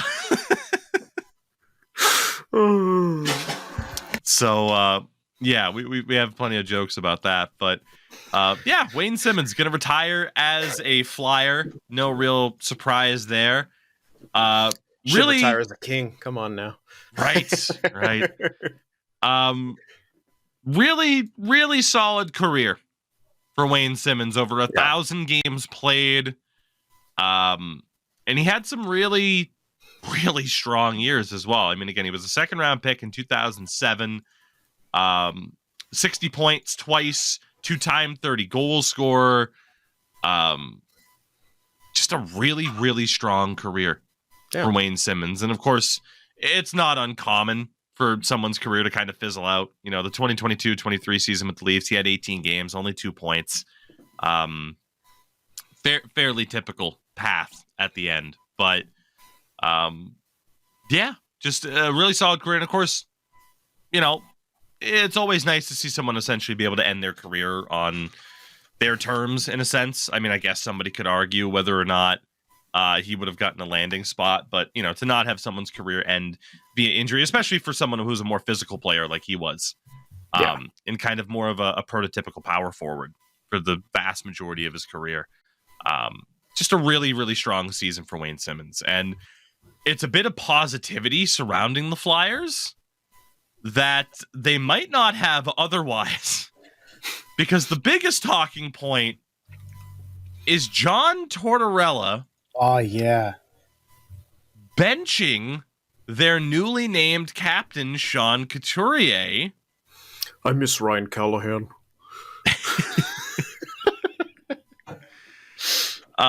Couturier looks like he's going to be benched again tonight. From the sounds of it, it was the first time ever in his career that he ended up getting scratched. And, you know, this year, 36 points in 64 games, only 1 point in his last 5 games. And actually, it's more than that. Let's see, 2, 3, 4, 5, 6, 7, 8, 9. 1 point in his last 9 games, and 3 points in his last 14. It's someone that's struggling on ice, but, you know, it raises that conversation of what type of message does it send to scratch your captain? Some people are like, oh, it's too much of a negative message. Like, he's your captain. For others, they view it as, hey, it's a positive to say it doesn't matter who the hell you are. Your level of play and effort needs to be up to snuff, or you're not going to get that ice time, and we're going to play somebody else instead. I'm kind of more on that other side. Like, it's such a John Tortorella thing to do. Yeah. And I kind of respect him for that, where at 65 years old, he still is just under the viewpoint of, like, I'm going to do whatever the fuck I want. Deal with it. For better or worse, I'm going to ask the Sedins to block shots. It's Is dad it stupid? taking it out on the kids when he gets reamed at work. Suspension you got. Oh. For better or worse, he is unapologetically him, is John Tortorella. And, you know, it's interesting because the Flyers are in a playoff spot right now. They have a 3-point cushion on the Caps for the 3rd spot in the Metro. Caps have a game in hand. But the Flyers could absolutely make the playoffs this year, which nobody fucking expected, especially in a year where in the middle of the season, they lose their goaltender, which don't need to go into details about that. Nope. But I don't know. I mean, it's one of those things where, yeah, if you think a player's underperforming, I mean, even dating back, I mentioned the Sedin thing. Like, it's, to me, it's like, that's just John Tortorella being like, well, this is what I demand of my players. Otherwise, why the hell did you hire me? What the hell's the matter with you, Vancouver, for bringing me in and not expecting me to tell the best players on the team to set the example that I want to see set? That's still what he's doing in Philly. Yeah. Even if it's Sean Couturier. I get scratching him for 1 game, 2 doesn't make sense to me. That's fair. Like Did I they get win their last game? I don't know, but I don't like. I get scratching him for one game, but I think it'd be funny if he scratches him for 2 games, the same amount of time he got suspended. And then it's really dad taking it out on the kids for getting reamed at work. They did win their last game. They beat Toronto 4-3 on Tuesday. They play Carolina tonight, so they have quite the fucking schedule coming up. Jesus Christ, they might not make the playoffs. Next 4 games: Carolina, Boston, then Florida the next day. And then the Rangers. Oof. That, yep. They have an interesting schedule coming up. So, I kind of commend him for just being like, fuck it. This is what I'm doing. Even though I'm sure there's pressure to be like, John, you can't sit the captain. We have a 3-point cushion. We're trying to make the playoffs here. So I do kind of respect that, to just be like, yeah, fuck it. I'm going to do whatever the hell I want. There was somebody else who, according to San Jose Sharks GM Mike Greer, also took the approach of, fuck it, I'm going to do whatever I want. And according to the Sharks, he very much wasn't doing his job. The Sharks have fired, I don't know if it's a Russian amateur scout or their only Russian amateur scout, and Igor Aranko. Mike Greer was quoted as saying this: Igor didn't meet the standard. For whatever reason, he wasn't seeing games and wasn't doing what we were asking of them, so we felt it was best to part ways. We gave him several warnings about getting his reports in, cleaning up his lists, and seeing games. You can't scout or get a good feel of players if you're not at the rinks. For whatever reason, he was giving plenty of notice that he needed to improve in this area, but he didn't. We hope to have someone in place for next season, but we have to find the right person, not someone who wants to say they work for an NHL team and not do the work. He is steaming mad. He is steaming mad. And that is like, wow. Like, you can just tell by the way his, very PR friendly statement even slipped out some of the anger. Like, he is steaming mad. And I kind of alluded to this before we began the show when I got a look at this and stuff. I kind of wonder now if that's why we didn't go for Michkov, is because we just didn't know if our Russian scout was been slacking. They go for someone that they felt more confident in. Because for me, the timeline for Michkov doesn't matter, because you're not going to be good in those 3 years anyway that he can't be here. Right. So this kind of sheds more light on that possibility of, we just haven't had a good Russian scouting. So I'm trying to do a bit of a deep dive here on the fly of the Sharks' current system and scouts and stuff like that, because Elite Prospects has a good amount of that information. We put 20 out of 20 of them in Sweden. Basically. So Aranko was hired at the beginning of the season. So I don't think he's the one necessarily to blame for Michkov. He, interestingly enough, was a former writer, sideline reporter, commentator. He got an assistant GM role with Avangard Omsk in the KHL in 2020. Moved to their director of youth hockey for 2022-23, and then for 23-24 was brought on as an amateur scout for the Sharks, and only lasted until the middle of the season. In terms of the San Jose Sharks, now it's NHL.com/Sharks team, and then front office. They have their full list of staff, which includes, in terms of amateur scouts, they have 2 North American scouts listed, both under brackets Minnesota, which includes Thomas Vanek, by the way. I totally forgot about that. They have a designated U.S. scout, John Hull. They have an Ontario-based scout and also an OHL dedicated scout, as well as someone based entirely in Western Canada. In Europe, they have Nicholas Sundstrom, designated for Sweden. Nick Sundstrom, former NHLer. Shark, baby. There you go. They also have a Czechia-based scout, a Finnish-based scout, someone designated for the KHL, which is not Igor Aranko, and then they have one scout who looks at Czechia, Slovakia, Germany, and Switzerland. So, based off of this, Nikolai Ladygin is the person listed as their KHL-based scout. He has been with the Sharks since 2018 as a European scout. So it looks like they tried to get him some help. That Igor Aranko, according to Mike Greer at least, had no intention of doing his job, doing much there. So interesting to look at. It's funny though, looking at the Sharks list, player development coaches: Mike Ricci, former Shark. Let's go. Tommy Wingles, former Shark. I forgot about Wingles.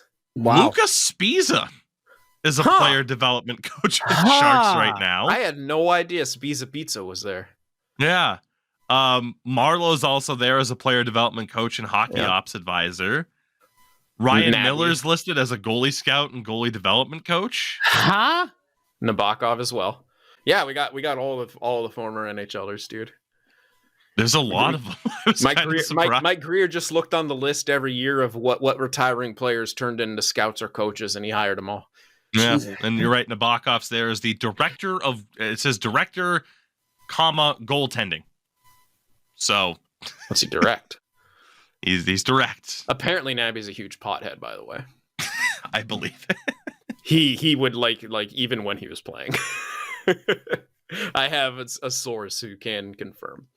There you go. So, interesting times. I don't recall anybody being, let alone a scout. I don't recall the last time anybody, coach or whatever, was let go and was essentially thrown under the bus as this guy was not doing his fucking job, is what Mike Greer wanted to say. I think I like under Mike Greer. political terms. And I know everyone's going to shit on him because of the Hurdle trade, but I like pretty much everything he's done as the GM. The more and more I'm seeing what's coming to fruition because of it. Now, it's not directly tied to the Sharks, but kind of. They've also signed Akeem Alou, or at least the San Jose Barracuda have PTO. signed Akeem Alou to a tryout in the AHL. A lot of people are viewing this as a way to be like, the team sucks, but let's get some positive aspects in there. Alou at this point is 34 years old. He'll turn 35 next month. That's crazy. Has not played professional hockey since the 2019-2020 season, where he played 6 games in Czechia before COVID kicked up. Hasn't played in the AHL since 2016-2017. Is it a PR move? Potentially. But at the same time... But also the CUDA suck too. Yeah. Both of our teams suck, man. Fuck it. Why not? Like, there are constantly players, former NHLers, which Akeem Alou is, not long time, but still, that get these amateur tryouts in the AHL. I mean, you can look through the AHL every single year and be like, oh, that guy's there. Whether or not it's fucking Artem Anisimov or like Corey Conacher was on a tryout at one point. I think he is under an AHL contract now. Like, every year it happens. Is it probably more of a questionable example? Maybe, but fuck it. Why not? And to Sin's point, it's only questionable because of who he is. Yeah. Yeah. You know who's coming back? You know who's trying to break back into the league? Oh my god, I'm blanking on his name. Kiefer Bellows. No. There was a young centerman. Fuck, and I'm blanking on his name. Corey Conacher? I don't think, no, it wasn't Conacher. He had all kind, like a lot more hype around him. Oh, you're thinking of Cody Hodgson. Yeah. Yes, I think blood clot issue or something like that. Yeah. Yes. Something along the lines of that. It was like he just wasn't like healthy at all. He couldn't recover. Yeah. Yeah, so he's playing with Milwaukee in the AHL, which, yeah, be a pretty damn cool story. Especially, actually, I'm intrigued. Ever since I first heard like, oh, he's back and he scored a goal. I haven't checked out his stat line at all. It was a tap in, baby. It was a tap in, but still a goal. Goal's a goal, baby. Goal's He's a goal, also man. 34. So there you go. Yeah. He has 8 points in 12 games. Not doing too bad. Not at No, all. doing good. Good for him. I don't look at the AHL standings too often because, since the Portland Pirates aren't there anymore, outside of like, I root for the Providence Bruins now, basically, but I don't pay super close attention.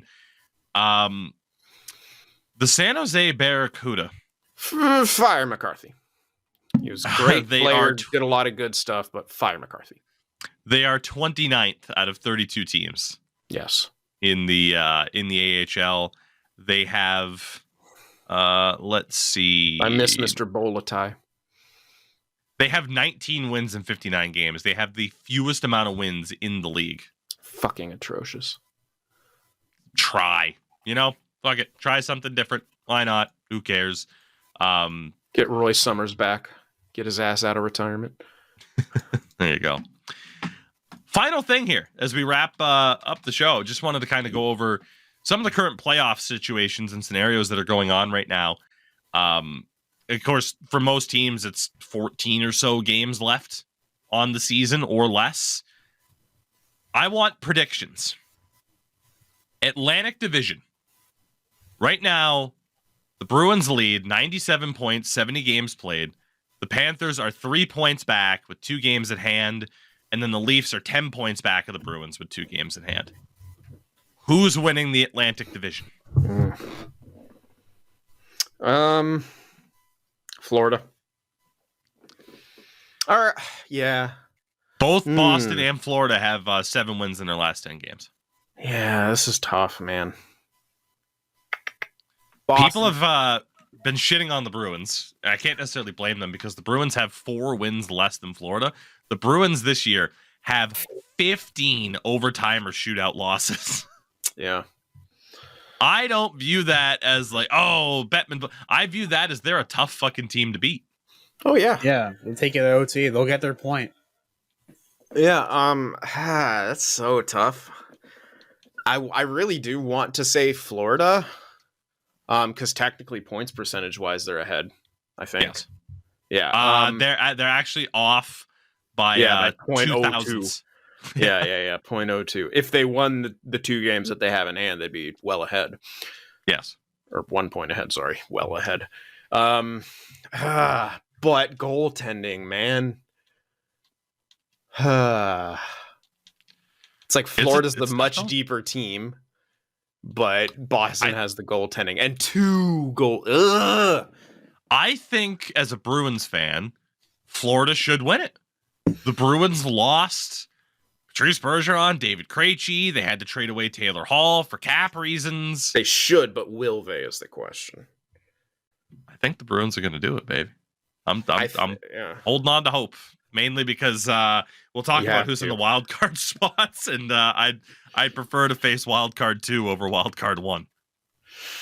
Yeah. Oh man. Gun to your head, pick one.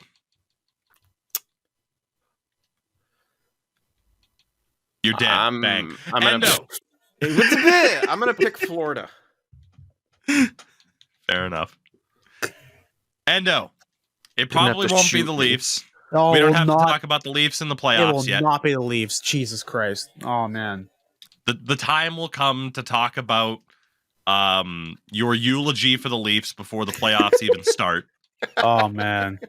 We'll get there. We don't have to do it yet. Don't worry. I'll spare you. I know you're tired. Bruins or Panthers? Who's taking that Atlantic Division? Bruins or Panthers? Probably going to be the Bruins. There's going to be a lot more fight in them. There's going to be a lot more fight in them after what happened last season. I fucking hope so. Yeah. I think they're actually going to be utilizing both their goaltenders as they should. I hope so. I think it was a big learning lesson. Even this whole entire season, like, yeah, they have 15 fucking ties, but at the same time, that's still it still helps out your thing. They weren't gonna set back-to-back franchise records or league record for wins and all that shit. Like They were it supposed wasn't to gonna barely happen. be a wild card team this year. Let's be honest. Exactly. They lost Bergeron. They lost countless other players. They had no center. They had no centerman. And then they had some quick signings. They had some players, come up. Then it's been smooth sailing for them just walking So through. they're winning the Atlantic. Yeah. They're Okay. winning the Atlantic. Next division. Can you guys name the Bruins centers? Their current 4 centers. Oh, yeah. Zaka, Coyle, Geeky, Correct? and it's some fucking no name. Oh, he's not Jesper Boqvist is their current 4th line center. Boakfist. Yeah, Charlie Coyle someone I is always pick up during a rebuild in franchise mode because he just fills a spot in the bottom 6. So the Bruins lines right now, by the way, are fucking hilarious. Marchand, Coyle, DeBrusque, Heinen, Zaka, Pasternak, What the fuck? Lauko, Geeky, Frederick, Beecher, Boakfist, and Justin Brazeau. Oh, yeah. Beaker and Brazo are EA generated names. Nah. They're fucking creative players, dude. What a Dude. team. That's Brazo's incredible. an OHL legend. Well, Unsigned fucking Leaf here comes- prospect. Ontario-centric endo. Yeah. Typical Toronto fan. Unsigned boy, big boy gets in the corners because he is the corner. He's 6'8". Oh boy.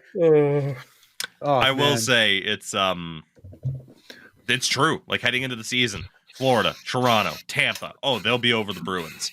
Detroit, Ottawa, maybe Buffalo. It's like, there were a lot of people who picked the Bruins to not make the playoffs. Yeah. And I can't necessarily blame them. Yeah. Ottawa. Didn't work out too well, but That's the meme of the season. It's just Now, this one endo word. N. N Ottawa. for Nealer. Yeah. Endurance Nealer Yeah. is Endo's full name.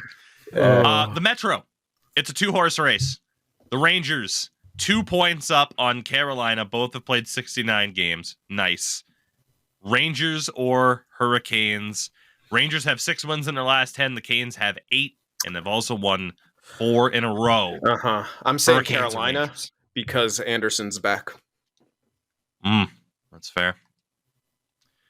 I still don't know how to feel about the Rangers. Like, we talked about that a lot. The the past, Shesterkin hasn't been amazing, I don't think. At least maybe he's gotten better, but let me check his stats. I know at the All-Star break he was sub 900. He has a 9-12 on the season with a 2.6 goals against average. Oh, fuck, he's been much better. Jonathan Quick has a 9-16 with a 2.46. Jesus. Oh, man. I still think To see- Carolina's a better team overall, so I'm still going to go with them because Anderson's back. The thing about the Rangers that I've said for a while now is it's like, I don't know about their defense. Their defense right now, granted, Lindgren and Trouba are both currently out due to Trouba. injury, but their current defense is Keandre Miller and Braden Schneider, Eric Gustafson and Adam Fox, Zach Jones and Chad Ruedel. Oh, you forgot part of Fox's name. It's Adam Fox. franchise potential Fox. Fox dash overrated. Adam Fox dash overrated. I'm with you. I think I look at Carolina. But regardless, they're going to be playing each other in the... Well, no, they won't be playing each other in the first round. I wish No. that's how it worked. Wouldn't that be great? Boo. Let the 1 and 2 teams kill each other. Yeah. In terms of the wild card race, I want your opinions, not so much on who's going to make it, but who isn't. So right now, the Detroit Red Wings sit in that second wild card spot, 76 points in 69 games. Meaning that Pittsburgh, on 69 points, so 7 points back with the game at hand, Nice. are the Penguins dead in the water Yes. with 14 games to go and being 7 points back. Yes. Yeah. And New this is Jersey. me being real, not just wanting a better pick. New Jersey, 6 points back with 13 games left. Are the Dead. Devils out? Yeah, because they have to leapfrog. I'm looking at the teams they have to leapfrog. It's so many. Buffalo, 5 points back, 12 games left. Dead. Everyone around him has games in hand. The Islanders, 3 points back, 12 games left. Maybe not dead, but do you think they'll make it in? Patrick Waugh, is he the guy to figure it out? I don't think so. I mean, he's had them on a run lately. I mean, actually, What's their never last mind. 10? Their fucking last 5 is like 5-4-1. They lost 5 in a row. I retract my statement. It says here on the NHL website, it says lost 5. Really? Yeah, on ESPN. I'm seeing lost 2, but regardless, not the hottest team in the league right now. Yeah, no, they're done. Yeah, I just look at it right now. Washington, 12 games left, 1 point back of Detroit. They have a game at hand on the Red Wings. Doesn't matter as long as the Ovi scores. Do the Caps begrudgingly make the playoffs? I hope not. I want Ovi to get good rest over the summer. Rest up. Honestly, that's a good way to view it, isn't it? Yeah. They might, because Detroit has been floundering, but Larkin will be back soon. So I don't think Detroit falls out. Jesus. Detroit went on like an 8-game losing streak. They 7 games. They are 2-8-0 in their last 10 games, the Red Wings. I still think because Larkin will be back soon that they stay in. And Tampa, who currently occupy the top wildcard spot on 80 points with 12 games left. They're obviously in. They have 7 wins in their last 10. It's tough to imagine a situation where, they give up the 4 points to Detroit and then a team like Washington makes up a 5-point gap. Yeah. Unlikely. So, honestly, I'm kind of with you. I think it's down to Detroit and Washington. For the Islanders, again, I view them this way. Like, I feel like they're that defensive first, built for the playoff type of team, but they lack the firepower to compete in the regular season. Mm-hmm. And then Buffalo, too little, too late. Yeah, and they only have 12 games left, as opposed to everyone else around them with more games left. Right. New Jersey, it's just been a disaster of a season. Yeah, they had to punt. Horrific goaltending. Like, it's just take the higher pick, maybe trade it to someone. I don't think the sky is falling for them, but yeah. And then Pittsburgh, first year with Kyle Dubas at the helm, it has not worked out in terms of getting Erik Karlsson and trying to get that team into the playoffs. It hasn't worked. Yeah. There's been a lot of things on there. I think he inherited a mess and he's tried his best to fix it. I don't think he initially planned to even go there. Remember, he got fired. He got relieved of his job with Toronto because he pitched the idea to have more control and be part of the board of governors with MLSE. Right. And the reason why he went somewhere to trade else. Marner. Probably, I don't know. He wanted to actually do something and have a team be built different than what it is right now. Would it have worked? Who knows? I don't know. We'll never know. Yeah, I think the one thing for him, for the Peds, is getting close to a good pick in your first year right there is good. I mean, I think he said that Crosby, he wants to make sure that Crosby retires as a Ped. So let's see how that goes. He shouldn't. Go send him over to Colorado. What is it? Colorado. Have that team be stacked as all hell, even more. Looking at the Penguins, and obviously that's a whole big topic of like, will they, won't they? But Kyle Dubas, I mean, the Penguins, of course, don't have their first round pick this year, potentially. But I mean, you got Crosby heading into the last year of his contract. Malkin's got 2 years left after this. It's easier said than done. Bless you. Thank you. I don't see how it's necessarily going to work. Like, unlike New Jersey, where you're like, rough year, injury, stuff like that. I don't see how for Pittsburgh it turns into like, rough year, tinker around a bit and it works. Maybe it does, but I'm just very happy to see them where they are. In the West, the Central. I talked about it earlier. Oh, yeah. Winnipeg, 68 games, 93 points. Colorado, 69 games, 93 points. Nice. Dallas, 70 games, 93 points. One roadkill. One roadkill. Who? God, who wins the Central? If you had to predict the future right here, right now, who wins the Central? Colorado.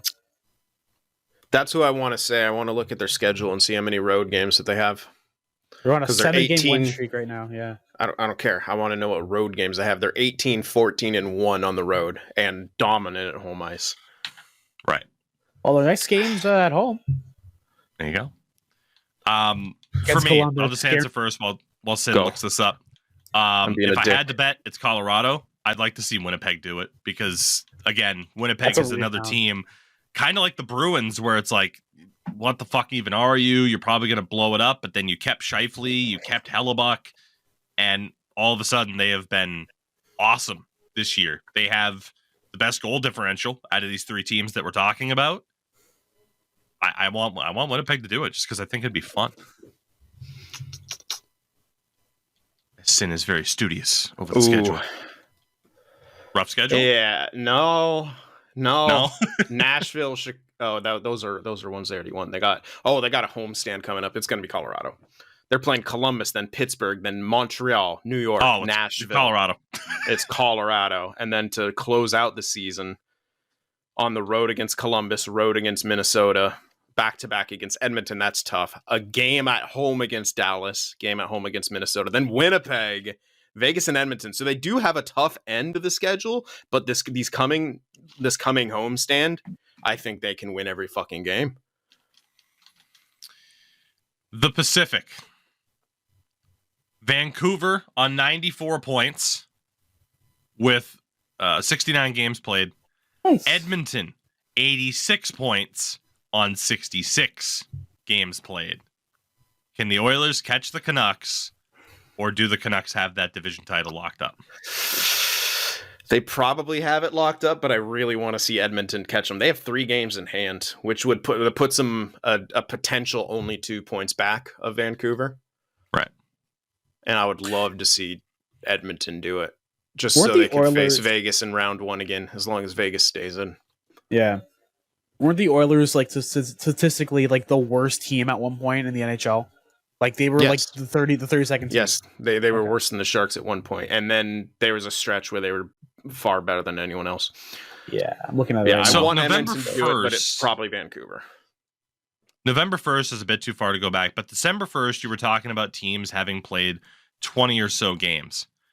On December 1st, the Oilers were 9-12-1 and were 5 points back of the Coyotes for the second wild card spot. That's so As funny. of today, the official number here is that Edmonton is on 86 points in 66 games. The Coyotes are on 61 points in 69 games. It's just insane. Jesus. A tale of 2 seasons between those two. Yep. In terms of the wild card, Nashville's on 84 points in the top spot. Vegas is on 79 points. We'll look at Calgary, 8 points back, 68 games played this season. Calgary, dead. Done and dusted. Oh, 100%. They're gone. St. Louis, 4 points back of Vegas, but Vegas has a game at hand. Yeah, no, St. Louis. They're just terrible. They got way too many regulation losses this season. They need to shit or get off the pot. I don't disagree. I think they're probably done. Minnesota, 3 points back, but the Golden Knights have 2 games at hand. I know. If they didn't have those games in hand, I would 100% say they're pass in Vegas. Probably won't happen, but goddamn, it'd be funny if it did. I feel like, by the way, how crazy is it that Vegas is 5 points back of Nashville? It's insane. It's just been such Nashville's a weird gonna season. fold in the first round of the playoffs because they're overplaying Saros again. Yay! Yeah, I mean, they always fold in the first round of the playoffs. Yeah. He's gonna get hurt, and it's gonna be the exact same thing over and over and over again. Yep. Like they just run their goalies completely to the ground. They did it with Pekka Rinne. Dallas God is bless doing the his same soul. thing with Ottinger. Yep. I've always Teams said need to he- learn. Yeah, I mean, I guess they don't want to like bring up Askarov because he's killing it down over there, and they have Troy Grosnick, who was like an AHL signed contract. He's killing it as well too. Troy Grosnick. Yeah, he's killing it over there too. So he could possibly even get a job on a NHL deal next season. Like that's something else too. He also has like probably the best setup in the A with the G7s. God, they're so clean. Chef's kiss. My final question for you guys. Good, because my pizza's here. How many games has UC Soros played, and how many games has his backup, Kevin Lankinen, played? Oh, man. How many? Lankinen's played probably 15. Nashville has 69 games played. Yeah, 15 for Lankinen. I'm going to say Lankinen's played 13 games. Oh, played, not just been relief. Oh, yeah. That's the issue too. Yeah, it's games played, not games started. I'm going to say Lankinen has played in 18 games. I said 15. Yes, 18 Did I games get it? for Kevin Lankinen. I promise I was looking only at the standings. 55 games played for UC Soros of the 69 total. God. You can't do this anymore. That's got to be like an end of season total. Let me see how many he played last season. 64. He played 64 last season, 67 the year season before that. Can't do and that. I believe both of those seasons he got hurt. And it was like it was an ankle injury. And then they couldn't do anything. Oh man. He's gonna be out of gas come playoff time. Like he's probably out of gas now. he definitely is. God, where is it? Yeah, I remember the 21-22 season is when he got hurt, and then Connor Ingram came out of fucking nowhere and played absolutely amazing. And it was his reward getting sent to Arizona on waivers, and then being one of the best goalies over there on a terrible team. So with that, everybody, we'll look to wind things down for this week as Jesus Christ. Sorry, I was on Twitter. This is totally off topic. The U.S. men's national soccer team is playing a game tonight against Jamaica. Jamaica scored in the first minute. Bomba Cla. Jesus Christ. National. Fuck yeah, let's go. God, we are a poverty country when it comes to soccer. Holy shit. Oh yeah, getting beat by a poverty country. How do you feel? Jesus.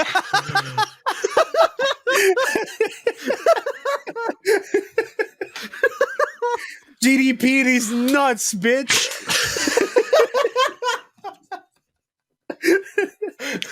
GDP these nuts is the episode title. Unfortunately, Lo-Fi Doc has been replaced.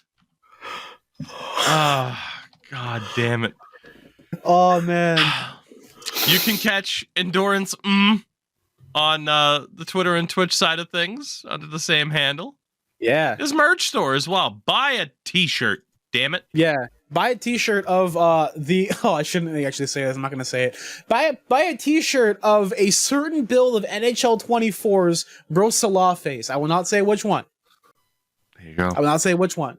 There's no watermark on it, so they won't know. It's also the same. He hasn't changed in like 3 years. It's fine.